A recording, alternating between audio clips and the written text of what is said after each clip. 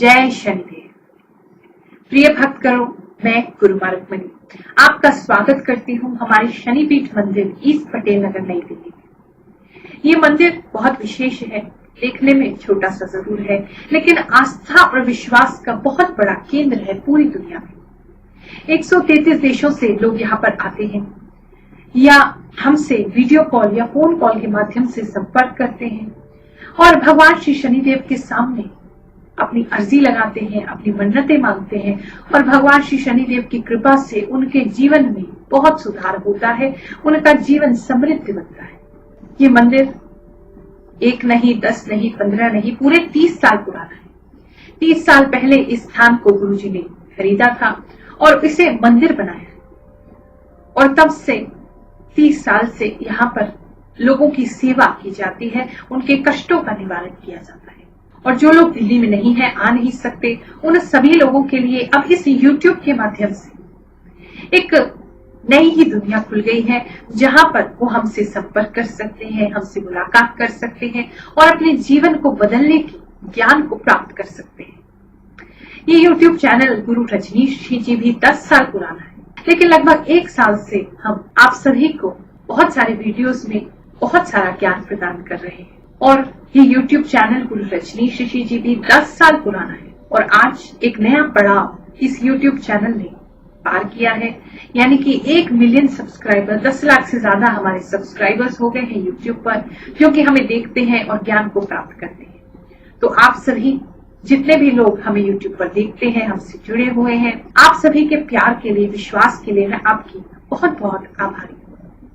ये चैनल, ये ज्ञान की गंगा ऐसे ही चलता रहेगा, ऐसे ही बढ़ता रहेगा और आप सभी के जीवन को खुशहाल बनाता रहेगा। आज हम जो टॉपिक आपके लिए लेकर के आए हैं वो है कि यदि हम अपनी राशि के अनुसार किसी पेड़ की जड़ को पानी देते हैं, जल देते हैं, तो हम अपने जीवन को, अपने भाग्य को बदल सकते हैं। आप में से बहुत से लोग अधिकतर सुबह सुबह पेड़ को पानी देते ही होंगे, अपने यहाँ के पेड़ पौधों को पानी देते होंगे या तुलसी को जल प्रदान करते होंगे, लेकिन राशि के अनुसार वो कौन सा ऐसा पेड़ है, वो कौन सा ऐसा पौधा है जिसमें इतनी शक्ति है कि वो आपके भाग्य की रेखा को ही बदल दे। तो चलिए आज इसी विषय में हम बात करेंगे।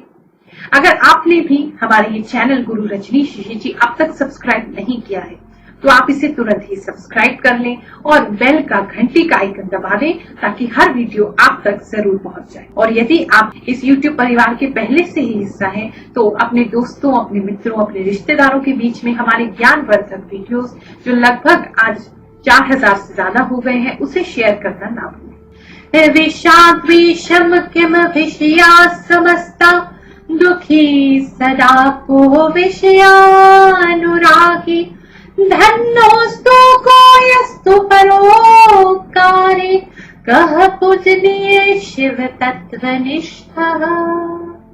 अर्थात इस संसार में विष से भी बढ़कर विष क्या है? संसार के विषय भोग। इस संसार में दुख किस कारण होता है? इन सभी विषय भोग, सुख सुविधा, संसार की आसक्ति के पीछे भागने से ही दुख होता है। और सुखी कौन है? जो परोपकारी है। श्लोक का अर्थ बहुत आसान है, लेकिन जब आप इसे सुनते हैं या मुझ जैसे किसी ज्ञानी महात्मा से आप ये बात सुनते हैं कि संसार के विषय भोग, संसार में सुख सुविधा, ये सब नश्वर है, बेकार है, इसके पीछे मत भागो, तो सुन तो लेते हो, लेकिन मन इस बात को स्वीकार नहीं कर सकता। क्योंकि आप देखते हैं आपके आसपास के जो लोग हैं वो बड़ी बड़ी गाड़ियों में घूम रहे हैं, बड़े बड़े उनके घर हैं, उनके बच्चे आगे बढ़ रहे हैं, अच्छा कर रहे हैं, तो कहाँ आपको समझ में आएगा कि सुख सुविधा बुरी है, कि इस संसार में आसक्ति करना बुरा है, ये संसार आसार है। ये चीजें आपको समझ में कैसे आएंगी? तो मन इस चीज को स्वीकार नहीं करता, तो एक कान से सुनते हो, दूसरे से निकाल देते हो, क्योंकि किसी संत की निंदा भी नहीं कर सकते और उन्हें गलत भी नहीं कह सकते, लेकिन बात सही भी आपको लगती नहीं।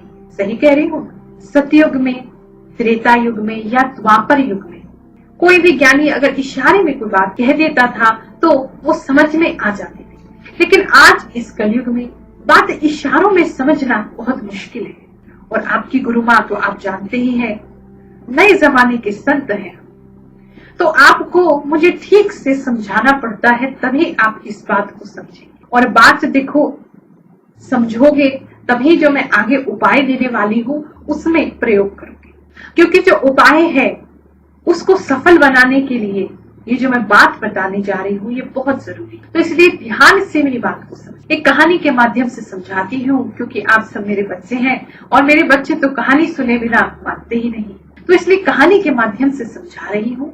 बात को ठीक से समझना। एक छोटा बच्चा था, लगभग उम्र रही होगी 7-8 साल की। नाम था उसका उपमन्यु।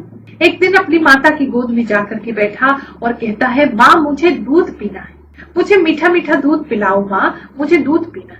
उसकी माँ बोली, बेटा हम बहुत गरीब हैं, हमारे पास ठीक से अन्न खाने को नहीं है, हमारे पास ठीक से रोटी खाने को नहीं है, तो मैं तुझे दूध कहाँ से ला करके? ये तो अमीरों के चोंचले हैं, धनवान ही दूध रोज पी सकते हैं, मैं तुझे दूध नहीं ला पाऊंगी। लेकिन बच्चा जिद पे अड़ गया। उसने कहा, मैंने मामा के यहाँ दूध पिया है, मुझे वैसा ही मीठा दूध पीना है। माँ परेशान हुई, बहुत समझाने का प्रयत्न किया, लेकिन उपमन्यु तो मानने का नाम ही नहीं ले रहा था। बचपन का हट था, मचलने लगा, जिद करने लगा, नहीं मुझे दूध पीना है, नहीं तो मैं कुछ नहीं खाऊं। मजबूरी में माता ने जो उसके घर में कुछ अनाज पड़ा था उसी को कूट करके बारीक करके उसने पानी में घोल के उसको दिया और कहा, ले दूध पी ले। बच्चे ने दूध को जैसे ही मुंह से लगाया और छोड़ करके कहता है, माँ ये असली दूध नहीं, मुझे तो असली दूध पीना है, ये नकली दूध है। माँ रोने लगी, बेटा मेरे पास तेरे लिए बस यही है, मैं तेरे लिए दूध नहीं ला सकती। आज यदि मैं किसी से मांग कर भी तेरे लिए दूध लेकर के आ जाऊं तो रोजाना मैं तुझे दूध नहीं पिला पाऊं। आज यदि मैं तुझे दूध पिला देती हूँ तो तेरी जबान पे फिर दूध चढ़ जाएगा और तू रोजाना उसकी इच्छा करेगा, और इतनी सामर्थ्य, इतना पैसा मेरे पास है नहीं। उपमन्यु ने अपनी माता के आंसू पोंछ करके उससे कहा, माँ तू रो मत, मुझे ये बता कि हम गरीब हैं लेकिन ये अमीर कैसे बनते हैं? मामा या और लोग जो हमारे आसपास के हैं, रिश्तेदार हैं, वो सब अमीर क्यों है?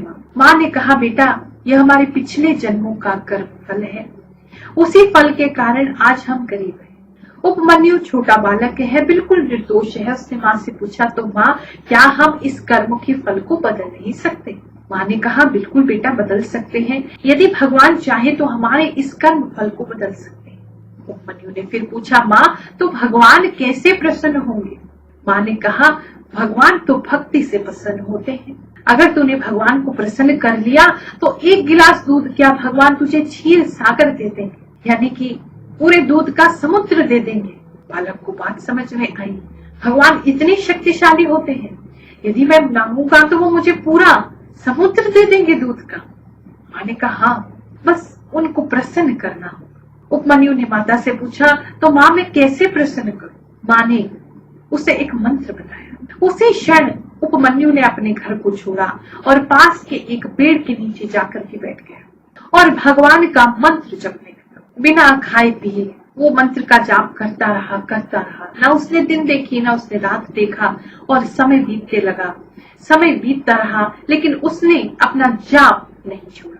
उसके मन में एक लगन थी कि मैंने भगवान को प्रसन्न करना है और करके ही रहना है। अब चाहे इसमें प्राण भी चले जाए, चाहे कुछ भी हो जाए, मैंने भगवान को प्रसन्न करके ही रहना है।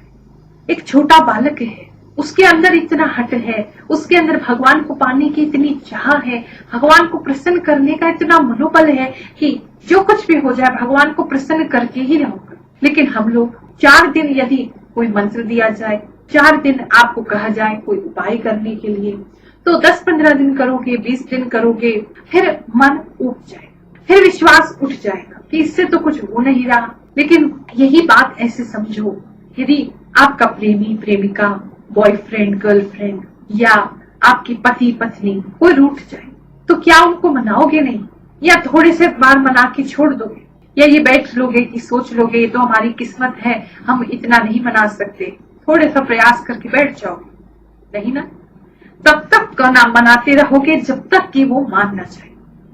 तो ईश्वर को भी तो ऐसे मनाओ, उतने ही लगन से, उतने ही विश्वास से कि जब तक मान नहीं जाते हम तो मनाते ही रहेंगे। तो ईश्वर से विश्वास अपना मत तोड़ो। इस बालक उपमन्यु की तरह विश्वास दृढ़ होना चाहिए कि भगवान को तो प्रसन्न करना ही करना है, अपने कर्मों के फल को बदलना ही है, अपने दुख और कष्टों से बचना ही है, इसको हमने समाप्त करना ही है। और जब तक नहीं हो जाता हम हार नहीं मानेंगे। अब इतनी घनघोर तपस्या देखकर इंद्र का सिंहासन भी डोलने लगा। इंद्रदेव सीधा भगवान शंकर के पास पहुंचे और जाकर के उसको बोला कि प्रभु, एक बालक है और वो आपके मंत्र का जाप कर रहा है, आप कृपया उसको जाकर के आशीर्वाद। भूखा प्यासा है, कुछ खाया नहीं उसने, केवल आपके मंत्र का जाप किए जा रहा है, आपके दर्शन के लिए ललायित है।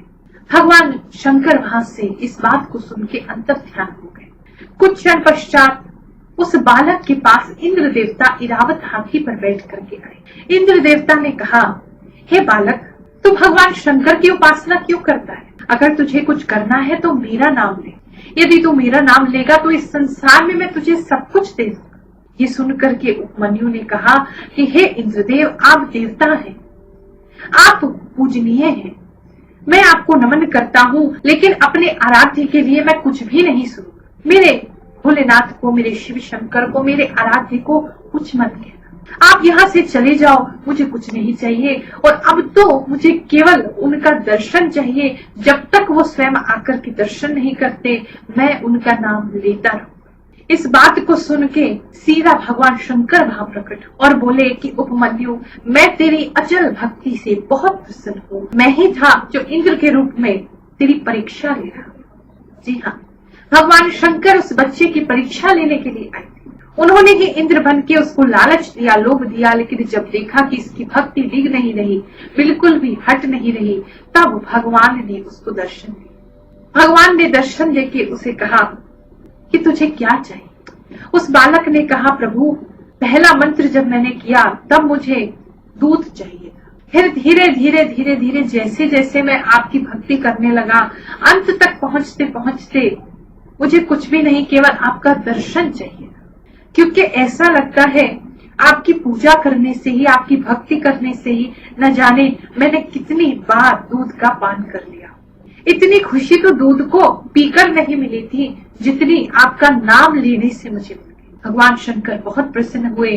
उन्होंने उपमन्यु को एक नहीं, दो नहीं, 1000 गाय प्रदान की। फिर गाय को रखने के लिए गौशाला भी थी। गौशाला को चलाने के लिए उन्होंने उसको बहुत सारा चारा भी दिया। अब गायों का ख्याल रखने के लिए उन्होंने उसको और उसकी माता को एक भवन, एक बड़ा सा घर भी दिया और सारी सुख सुविधाएं धन धान्य से परिपूर्ण करके भगवान शंकर उपमन्यु को आशीर्वाद देके अंतर ध्यान।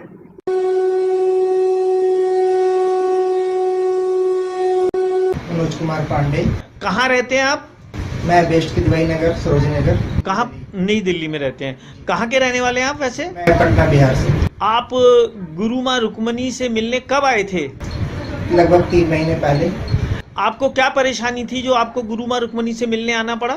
मेरी घरेलू समस्या थी और बहुत हमारे काम धंधे चौपट हो चुके थे।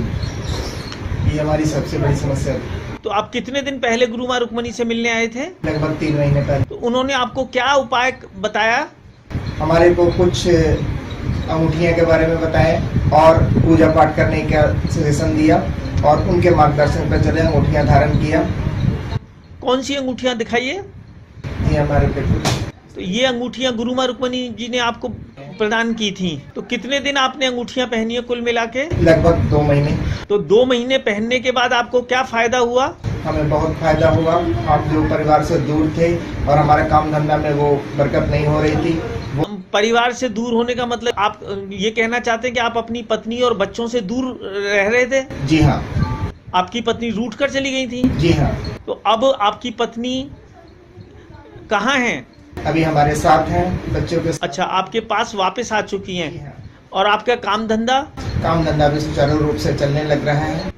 तो आप कहना चाहते हैं कि आपको 2 महीने ये अंगूठियां पहनने के बाद आपकी जो भी इच्छा थी, जो भी परेशानी थी, वो पूरी हो गई है? हो रही है। चलिए, आप कुछ कहना चाहेंगे लोगों से? दर्शकों से मैं यही कहना चाहूँगा कि जो भी है, कोई दुख परेशानी है, उन्हें गुरु माँ रुक्मणी जी से आकर के मिलें और अपने दुख दर्द को बताएं और उनके कहे रास्ते पे चलें। चलिए, जय शनिदेव। जय एक बात को हमेशा याद रखना, जब भी आप देखें कि समय बहुत कठिन हो गया है, तो इस बात को जानना कि भगवान आपकी परीक्षा ले रहे हैं, और यदि उस परीक्षा में आपकी भक्ति बनी रही, भगवान पर आपका विश्वास बना रहा, तो बहुत ही जल्द आपको सुख की प्राप्ति होगी।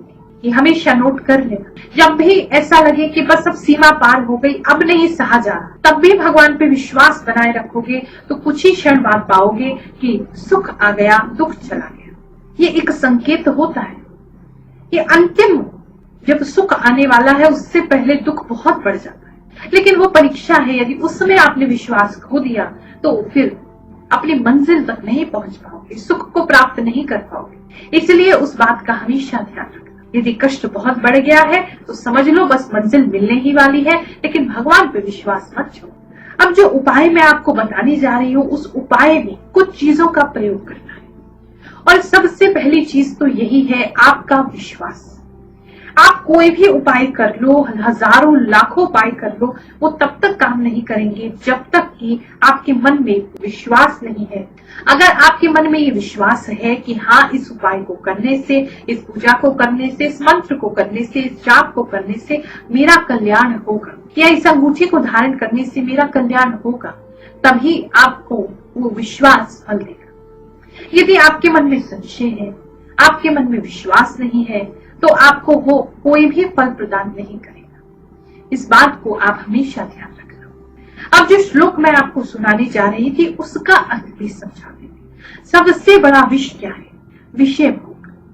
अब आप कहेंगे विषय भोग अगर सबसे बड़ा विष है, तो भगवान शंकर ने उस बालक को सब कुछ क्यों प्रदान किया? वास्तव में इस श्लोक का अर्थ या इस बात का अर्थ ये है कि जो विषय भोग है, या जो आपकी आराम की सामग्री है, या जो ऐशो आराम है, वो बुरा नहीं है, लेकिन उसके होने से जो मन मैला हो जाता है, वहां दोष है।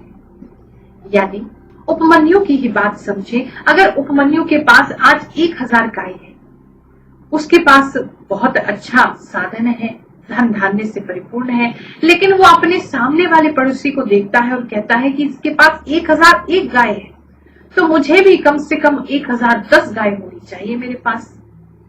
वो जो मन का भाव है, उससे सब नष्ट हो जाता है। आपकी शांति, आपका सुख, अब उसे उस 1000 गायों पे सुख नहीं मिलता। अब उसे उसी से दुख की प्राप्ति होने लगी कि देखो सामने वाले के पास 1001 गाय। आप YouTube पे बहुत से लोगों को देखते होंगे, या अपने आसपास रिश्तेदारों में बहुत से लोगों को देखते होंगे। उन्हें देख करके मन में कहीं ना कहीं संकोच होता होगा, देखो आज ये हमसे कितने ऊपर बढ़ गए हैं, इनके पास सब कुछ है, हमारे पास नहीं है, ये सुखी है, हम सुखी नहीं है।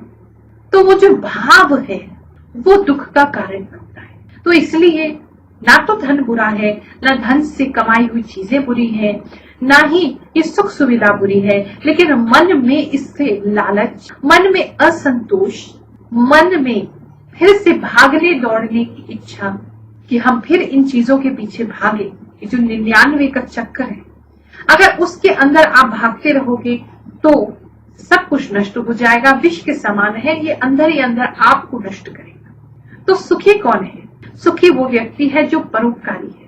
यानी आज अगर आपकी सामर्थ्य है कि एक रोटी आपके पास है, तो उसे भी किसी के साथ बांट के खाना, ये परोपकार है। यदि ऐसा कर सकोगे तो दुआएं तो मिलेंगी ही, साथ में बहुत सुख, आनंद, शांति अंदर से आएगी, संतोष आएगा कि इस संसार में आने का हमारे कुछ तो लाभ है, कुछ तो फायदा है कि हम किसी के काम आ सके। लेकिन बार बार मैं आपको एक बात बोलती हूँ कि जो लोग सोचते हैं कि कोई चीज हमारे काम नहीं आ रही, वो हम किसी को दे दे, वो परोपकार नहीं है। जो चीज आपके काम की है, फिर भी आपके मन में यदि भाव आता है कि कोई जरूरतमंद आपको दिख रहा है और उसके साथ आप उसे बांटते हैं, वो परोपकार है। तो वही मनुष्य सुखी है जो दूसरे के साथ बांट करके खाता है, और वो मनुष्य सबसे ज्यादा दुखी है जो केवल और केवल हमेशा इसी चीजों में पड़ा रहता है, यही सोचता रहता है कि कैसे मैं दूसरे से आगे निकलूं, कैसे मैं दूसरे से बड़ा बनूं। ऐसा व्यक्ति हमेशा ही मन में दुख पाता है। ज्योतिष शास्त्र में पेड़ों को, पौधों को बहुत महत्व दिया गया है, वास्तु शास्त्र में भी इसे बहुत महत्व दिया गया है, और बहुत से ऐसे पेड़ हैं जिन्हें जल प्रदान करने से हमें लाभ होता है। वैसे तो हम सब अगर किसी भी पेड़ पौधे को पानी देते हैं तो उसे खुशी ही होगी। कहते हैं ये भी एक योनि है, पेड़ पौधों में भी जीवन होता है। किसी पेड़ को मारने से, काटने से भी हत्या का पाप लगता है।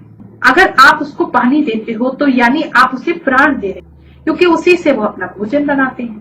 तो पानी देना किसी पेड़ को बहुत अच्छा है, किसी भी पेड़ पौधे को देना बहुत अच्छा है। लेकिन यदि हम अपनी राशि के अनुसार कुछ ऐसे पौधे या पेड़ को पानी देते हैं तो वो हमारे भाग्य को बदल सकते हैं। जी हाँ, बिल्कुल। अगर आप श्रद्धा और विश्वास से मैं जो आपको उपाय बताने जा रही हूँ उसको हफ्ते में एक बार भी कर लेते हो, अगर कर सको तो पूरे 365 दिन करो, नहीं कर सकते हो तो हफ्ते में एक बार यदि आपने इसे कर लिया तो आपके भाग्य की जो रेखा है वो बदल जाएगी। बिल्कुल, मैं आपको ये चैलेंज कर रही हूँ। अगर श्रद्धा विश्वास से आप इसे करते हो तो आपका भाग्य बदल जाएगा, हाथ की रेखाएं बदल जाएंगी, दुर्भाग्य आपका आपसे दूर हो जाएगा। करना क्या है और कैसे करना है, आइए अपनी राशि के अनुसार ये जानते हैं। चलिए बात करते हैं हम तुला राशि। अगर आपकी राशि तुला है यानी कि लिब्रा है, आपकी जन्म कुंडली के अनुसार, आपकी चंद्र कुंडली के अनुसार या आपके नाम के राशि अक्षर के अनुसार, उन व्यक्तियों को गूलर का जो पेड़ होता है उस पेड़ को जल देने से उनको बहुत लाभ होता है। और शुक्रवार के दिन यदि आप गूलर के पेड़ को जल प्रदान करेंगे तो अवश्य ही आपके जीवन में बहुत बड़ा परिवर्तन आएगा। आप नियमित रूप से करते रहें। अगर आपके घर के पास ऐसा पेड़ है या आप अपने घर में ही ऐसा लगा सकते हैं कोई पौधा, तो बहुत उत्तम है। आप रोजाना ही उसे जल प्रदान करें। और यदि नहीं कर सकते हैं तो कम से कम हफ्ते में एक बार शुक्रवार के दिन यानी कि हर शुक्रवार आपने गूलर के पेड़ को जल प्रदान करना है। उसे प्रार्थना करें कि वह आपको शुभ फल प्रदान करे। अगर गूलर का पेड़ मिलने में असुविधा होती है तो मोंगरे का पौधा भी आप लगा सकते हैं, अपने घर में ही लगा सकते हैं, बहुत शुभ होता है। इसको रोजाना जल देने से भी बहुत ही विशेष रहेगा।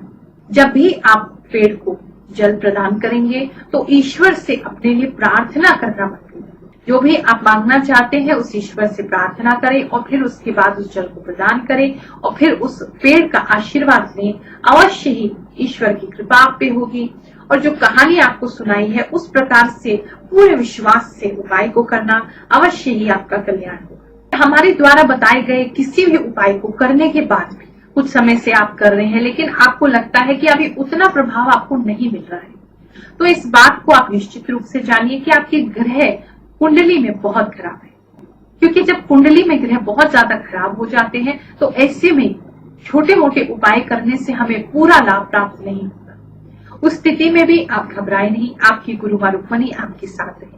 हमारे नंबर आपकी स्क्रीन पर आ रहे हैं, उनमें से किसी भी नंबर पे आप हमारे यहाँ संपर्क करें, हमसे एक अपॉइंटमेंट बुक कराएं। व्हाट्सएप वीडियो कॉल पे हम आपसे बात करेंगे और जन्म कुंडली आपकी देखेंगे। अगर जन्म कुंडली आपकी नहीं है तो हम आपके चेहरे के हिसाब से आपकी जन्म कुंडली बनाएंगे। तो उसको देख करके जो भी ग्रह दशा आपकी विपरीत चल रही है, खराब चल रही है, जो ग्रह आपको सपोर्ट नहीं कर रहा है, हम उसका उपाय करेंगे। तो निश्चित रूप से आपका जो भी समय बुरा है वो भी अच्छे में परिवर्तित होने लगेगा। और किसी भी प्रकार की आपकी समस्या हो, चाहे वो धन से संबंधित हो, चाहे वो पैसों से संबंधित हो, चाहे व्यापार से संबंधित हो, बच्चों की पढ़ाई लिखाई से संबंधित हो, किसी भी प्रकार की कोई भी शादी ब्याह प्रेम से संबंधित हो, हर प्रकार की समस्या का समाधान जन्म कुंडली में होता है। तो आप हमारे स्क्रीन पर जो नंबर्स आ रहे हैं उस पे हमारे यहाँ संपर्क करें। मुझसे, हमारे गुरु जी गुरु रजनीश ऋषि जी से या हमारे स्वामी जी स्वामी राज ऋषि जी से जिनका डेली का राशिफल आता है, उनसे भी आप संपर्क कर सकते हैं। बहुत से लोग इस बात को समझते नहीं है, पूछते हैं कि आपके यहाँ फीस क्यों ली जाती है। देखिए, इस व्यवस्था को चलाने के लिए, जो शनिपीठ मंदिर है इसकी व्यवस्था को चलाने के लिए ये जो वीडियोस हम आपके लिए लेकर के आते हैं, इसे बनाने में भी तो खर्चा होता है।